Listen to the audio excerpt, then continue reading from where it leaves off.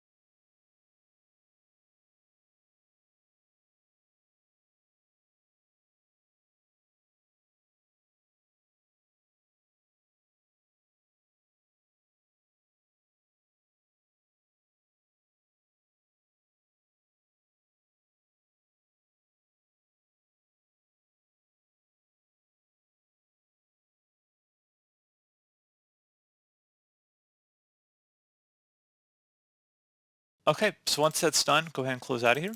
Something else I'd recommend you guys taking a look at here would be to open up the search menu, type in control panel. Best results should come back with control panel, so go ahead and open that up. And now set your view by to large icons and select power options. Select on the left side where it says choose what the power blend does.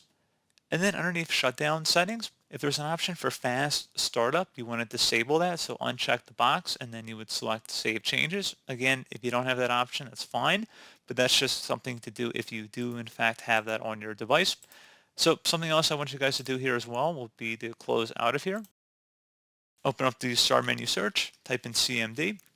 Again, we're going back into the command prompt. So right click on it, select run as administrator, and then select yes if you receive a user account control prompt. Go ahead and type in chk dsk space /r. Again, chk dsk space /r. Go ahead and hit enter on your keyboard to begin the system scan and hit enter on your keyboard.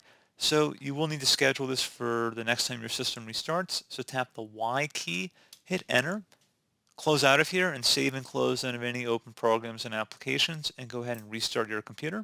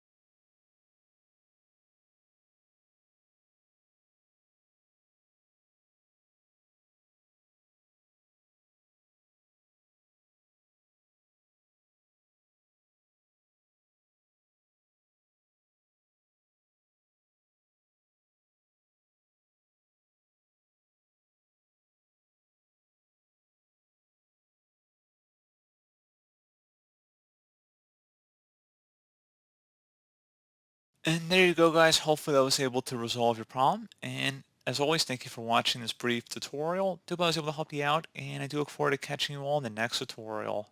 Goodbye.